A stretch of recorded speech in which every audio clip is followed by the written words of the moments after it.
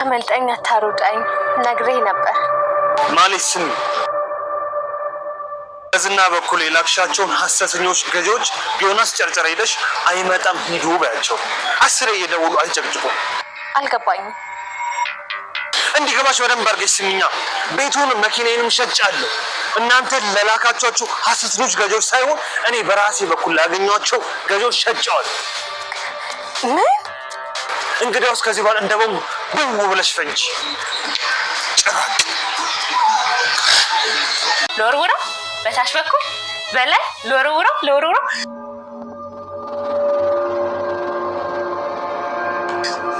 ወርኩት ምሳሌ ወይኔ ጉዴ ፈላ ምሳሌ ወይኔ ጉዴ መሀሌት አለቃቀሰች። እንግዲህ እንኳን ደስ ያላችሁ መሀሌት አበቃላት ማለት ነው። ላታመልጠኝ አታራሩጠኝ እያለች ብሩክ ላይ ስትአሾፍ ነበረ። ነገር ግን ራሷ ማልቀስ ጀምራለች። በጣም ደስ የሚል ነገር ነው ይሄ። ብሩክ እንግዲህ በጣም ደስ ብሎታል። ቤትና መኪናውን ሸጧል ማለት ነው። ሰላም ጤና ይስጥልኝ ውድና የተከበራችሁ የቻናሌ ቤተሰቦች እንዴት አላችሁ? በያላችሁበት ሰላማችሁ ብዝት ትረፍረፍ ይበልልኝ። መጥቻለሁ ማለት ነው። ፍቅር ነኝ ለማታቆይ ማለት ነው። ለዚህ ቻናል አዲስ ከሆናችሁ በቅንነት ሰብስክራይብ በማድረግ ቤተሰብ ይሁኑ። ላይክ በማድረግ ቪዲዮን ጀምሮ በቅንነት አበረታቱን። ድራማ እንግዲህ ተከታታይ ድራማዎችን ለእናንተ ይዘን እየመጣን እንገኛለን። ምሳሌ ድራማን ይዘን መተናል ማለት ነው። ምሳሌ ድራማ እንግዲህ በጣም ተወዳጅ እና አስተማሪ ድራማ ነው። ዛሬ ክፍል 55 ተለቀዋል። ክፍል 55 ላይ እንግዲህ ብሩክ ድል ነስቷል ማለት ነው። ለብዙ ጊዜ ታግዶበት የነበረው መኪና አሁን ላይ ቤትና መኪናውን ሸጦ እንግዲህ ምሳሌን ለማሳከም ወስኖ ተነስቷል ማለት ነው። በደስታ እንግዲህ ፍንድቅድቅ ብሏል። ይሄው ሙሽራ መስሎ ሱፍ ለብሷል ብሩክ ማለት ነው። ይህ በጣም ደስ ይላል። መሀሌት እንግዲህ ከዝና ጋራ ያሰበችው እቅድ ነበረ። እሱ እቅድ ምንድን ነው ካላችሁ ብሩክ አሁንም ቤትና መኪናውን እገዳው ቢነሳለትም እንኳን እሱ መሸጥ የለበትም። ከሸጠ እኔ የት ወድቃለሁ? መውደቂያዬ ወዴት ነው? እያለች በጣም እያሰበች ነበር። እንግዲህ ኤፍራታ ያመጣችላት ሀሳብ ነበረ። ይህ ሀሳብ ምንድን ነው መሰላችሁ?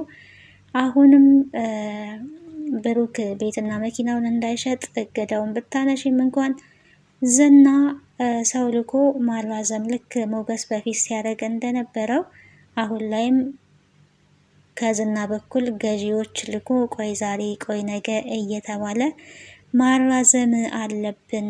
ከዛም በኋላ ምሳሌ ትሞታለች ብሎ ነው የሚያስቡት። በጣም ነው የሚገርመው። የሰው ልጅ የሰው ሕይወት እንዲጠፋ የዚህን ያክል ያስባል ማለት ነው። እና ይህንን ሀሳብ እንግዲህ መሀሌት በደስታ ተቀብለዋለች። እውነት ብለሻል፣ በቃ እንደዛ ለዋለው ብላ እንግዲህ ዝናን ደውላ አግኝተዋለች። ዝና ደግሞ እንግዲህ የእሷን ቤትና መኪና እያሰብ አይደለም። አሁን ላይ ሉላን ወደ ቤት መልሷል። ከሉላ ጋር ነው ያለው ማለት ነው። ካገኘችው በኋላ እኔ እኮ ተስፋዬ ምንድን ነው የሆነ ሀሳብ አለኝ። ብሩክ መኪናና ቤቱ ለመሸጥ ለደላሎች ሁላ ተናግሯል። ከሸጠው ደግሞ እኔ ምንም የሚተርፈኝ ነገር የለም፣ ምንም የማገኘው ነገር የለም። እኔ ዱር መውደቄ ነው፣ ማረፊያ ቦታ እንኳን የለኝም ብላ እንግዲህ ዝና ጋይዳ እያለቃቀሰች ነው። ቃል ገብተክልኝ ነበረ በስምሽ አረግልሻለሁ ብለኸኛል፣ በተግባር አሳየኝ፣ ወሬ ብቻ ነው ወይ ብላ እንግዲህ ጓና ያለችበት ዝና ላይ ማለት ነው። ዝና ደግሞ ስርዓት ያዥ እንጂ እንዴት ነው የምታወሪው?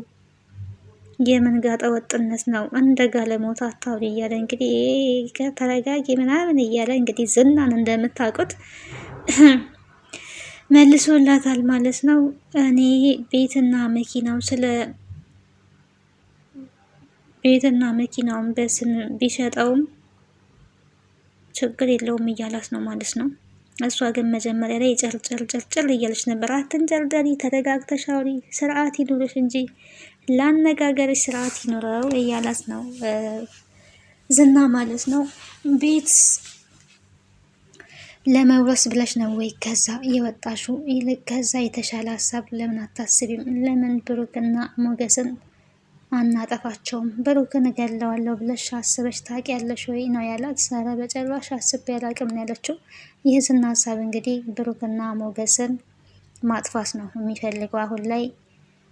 አለቃችሁም እናንተማ እንደዚህ አዋርዳችሁኝ ሁለታችሁንም አልተዋችሁም ብሎ ፎክሮባቸው ነበረ እና ይህንን ነገር እሱ ማድረግ ይፈልጋል። እሷ ግን እኔ ብሩክ ቢሞት ምን እጠቀማለሁ፣ እኔ የምፈልገው ቤትን ነው ብላለች ማለት ነው።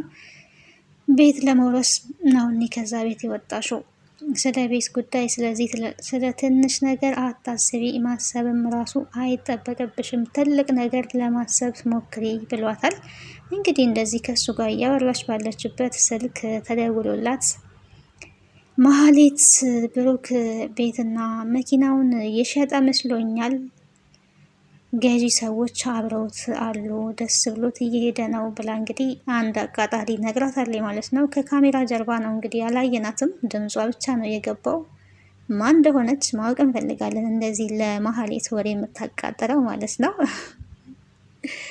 እና ያንን ስትሰማ ምን ብላ ነው የደነገጠችው ማለት ነው። ከዛ እንግዲህ ስልኩን ከዘጋች በኋላ ዝና ላይ ተመልሳ ይሄው ሸጦታል ተብሏል። ከዚህ በኋላ መውደቂያ የለኝም። ምንድን ነው ማድረግ ያለብኝ? ድሮም አንተን ማመኔ ትክክል አልነበርኩኝም ማለት ነው። ባዶ ሜዳ ላይ መቅረቴ ነው። አሁን የት እሆናለሁ ብላ እንግዲህ ዝና ላይ እየጮኸች ትገኛለች። ዝና አትርሺ እንጂ ደግሞ አሁንም እኮ የምትንቀሳቀሽበትን ገንዘብ ከኔ ነው የወሰድሽው፣ እኔ ነኝ የሰጠውሽ፣ ይሄንንማ መርሳት የለብሽም እያላት ይገኛል ማለት ነው። እንግዲህ መሀሌት የሰው ገንዘብን ለማግኘት ነው እንጂ በራሷ የምትተማመን ሴት ወይም ደግሞ የራሷን ስራ ሰርታ ገንዘብ የምታገኝ ሴት አይደለችም።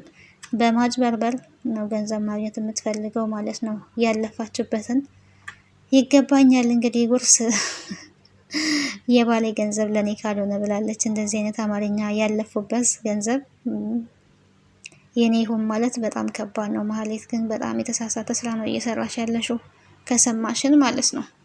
የራስሽን ሰርተሽ ብቻ ነው አንቺ ያፈራሽውን የኔ ነው ማለት የምትችው እንጂ አንዱ የለፋበትን የኔ ገንዘብ ነው ይገባኛል ማለት በህግም አግባብ የለውም ማለት ነው። እና ማን እመኝኝ ያለሽ አትንጨርጨሪ፣ ቀስ ብለሽ አውሪ። ምን ማለት ፈልገሽ ነው? እኔ እኮ ብዙ ነገር አድርጌልሻለሁ። ሲጀመር ደግሞ አትርሺ፣ ላስታውሽሽ እንዴ ሞገስን እኮ ቤት ንብረቱን ያሳገድኩት እኔ ነበርኩኝ፣ እንዳይሆን ያደረግኩት። ያችን በጩቤ ወጋችሽንም በቢላ ወጋችሽንም በእጅሽ ላይ አስገብቼልሽ ነበረ። እራስሽ ነሽ የለቀቅሻት። አሁን ተረጋጊ። ቤቱ ቢሸጥም ማን እንደሚገዛው ማወቅ ትፈልጊያለሽ ወይ ነው ያላት ማለት ነው። እፈልጋለሁ። ማን ነው የሚገዛው ስትል ቤቱን የሚገዛው የራሴ ወንድም ነው ሲላት እንግዲህ በጣም ነው የተደሰተችው ማለት ነው። እውነትህን ነው በቃ አሁን እስካሁን ለተናገርኩት ነገር በጣም ይቅርታ አድርግልኝ በቃ ዝና ብላ እንግዲህ ይቅርታ ጠይቃለች። ደስ ብሏት እንግዲህ ይሄንን ደስታዋን ለኤፍራታ ልታበስል ኤፍራታ ያለችበት እንግዲህ አብረው የሚኖሩበት ቤት ሄዳለች ማለት ነው። ዝናን ማመኔ ትክክል ነበረ፣ ጥሩ ነው ያደረግኩት። የተፈጠረውን ነገር ሰምተሽ እወቂ። ቤቱን የሚገዙት የዝና ወንድም ነው ብላ እንግዲህ ነግራታለች ለኤፍራታ። ይህንን እያወሩ እንግዲህ በጣም ተደስተዋል፣ በጣም ደስ ብሏቸዋል። ወዲያው ግን በጣም የሚያሳዝነው ነገር እነሱ ደስታቸውን እንኳን ሳይጨርሱ ደስታቸው ላይ የብሩክ የስልክ ጥሪ ውሃ ቸልሶበታል ማለት ነው። ብሩክ ሲደውል ምን ሊሰራ ነው ደግሞ የሚደውለው?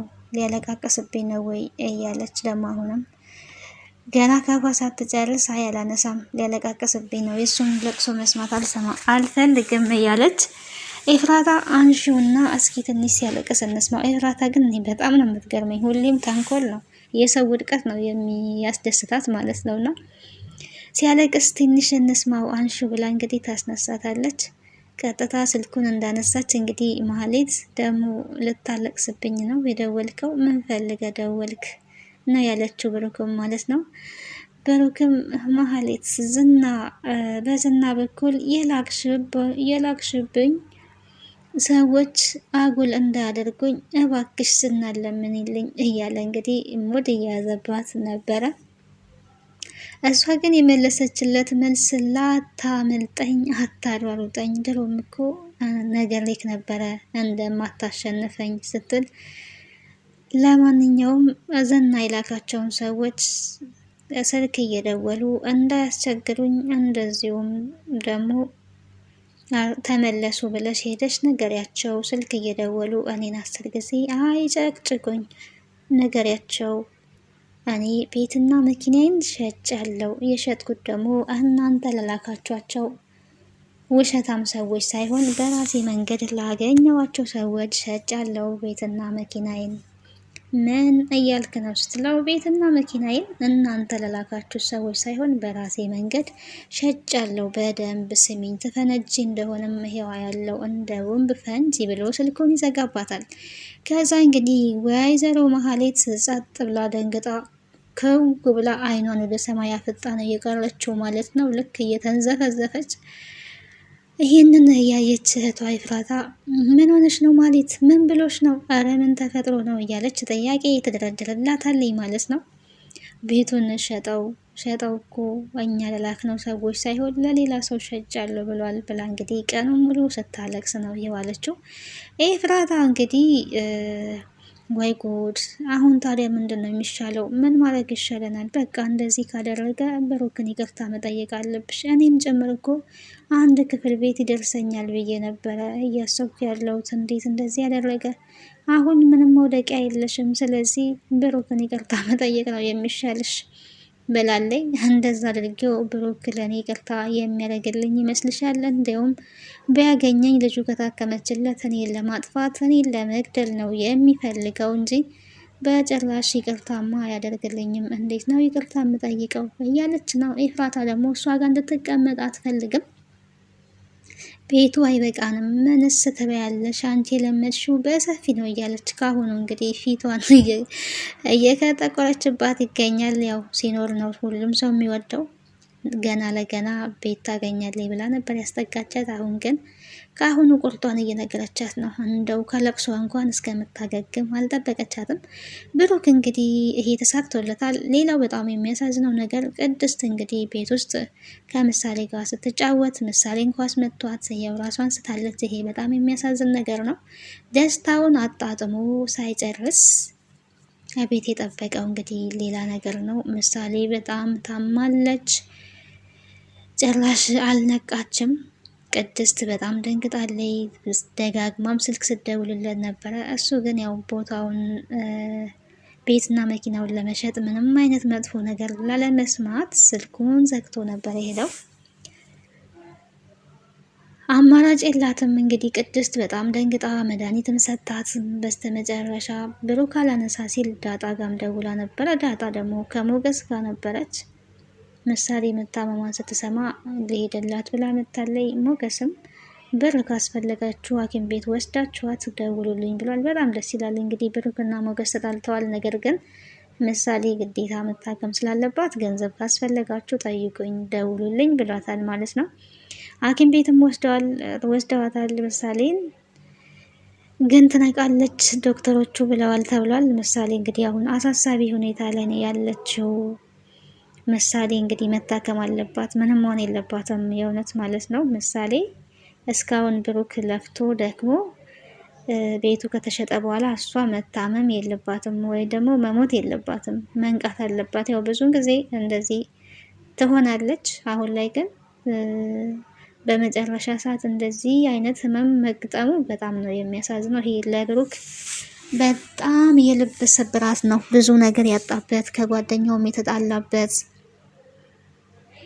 ሞገስን የሚያስቀይምበት፣ ሉላን እንግዲህ ለምሳሌ ብሎ አሳልፎ የሰጠበት ዋጋ የከፈለበት ነው እና መጨረሻው እንግዲህ ምሳሌ መታከም አለባት ብለን ተስፋ እናደርጋለን። ቀጣዩ ክፍል እንግዲህ ምሳሌ ትነቃለች ወይ ሳትነቃ ምን ይፈጠራል የሚለውን ነገር በጉጉት እየጠበቅን እንገኛለን። ውድና የተከበራችሁ የእኔ ቤተሰብ ይሆናችሁ ሰላም ቆዩ። ቀጣዩን ክፍል ወደ እናንተ እዚህ እስከምመጣ ቸር ያገናኘን። በጣም በጉጉት እየጠበቅኩኝ ነው። ምሳሌ ትነቃለች የሚል ሀሳብ አለኝ። እንግዲህ የሚሆነውን የሚፈጠረውን ነገር አብረን የምናይ ይሆናል። ምሳሌ ከሞተች እንግዲህ አስቡት፣ ብሩክ በህይወት አይኖርም። በጣም ከባድ ነው። ሌሎቹ ደግሞ ምሳሌ እንድትሞት የሚፈልጉ በዙሪያው ሁሉ ያሉ ሰዎች እንዳሉ የእሷን ሞት ነው የሚፈልጉት። ይሄ መሆን የለበትም ማለት ነው። ሰላም ቆዩ። ባይ ባይ።